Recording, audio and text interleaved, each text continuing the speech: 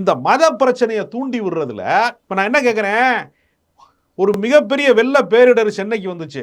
அந்த வெள்ள பேரிடரில் வந்து காப்பாற்றுறதுக்கு வந்து பல இளைஞர்கள் முயற்சி பண்ணால் அதில் வந்து இஸ்லாமிய இளைஞர்கள் வந்து அதிகமான பேர் வேலை செஞ்சாங்க.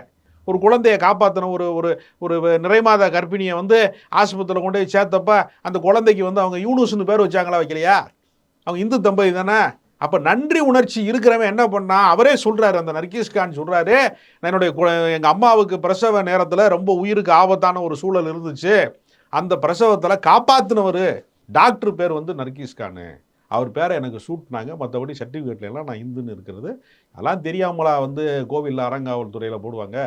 உன்னைய மாதிரி எல்லாருமே முட்டாள இருப்பாங்களா என்ன?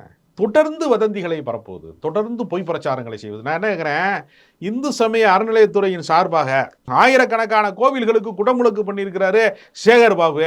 என்னைக்காவது பாஜக காரன் பாராட்டியிருக்கானா? ஏன் பாராட்ட மாட்டேங்கிறான்?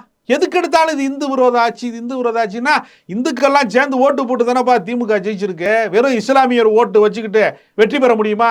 ஒட்டுமொத்த தமிழ்நாட்டிலேயே இஸ்லாமியர்கள் வந்து ஒரு 50-55 லட்சம் பேர் தான் இருப்பான் மொத்தமே. ஸ்டாலினே சொல்லிட்டாரு, எங்க கட்சியில 90% இந்துக்கள் தான் சொல்லிட்டாரு. ஆமாங்க, அதுதானே யதார்த்தமா இருக்க முடியும்.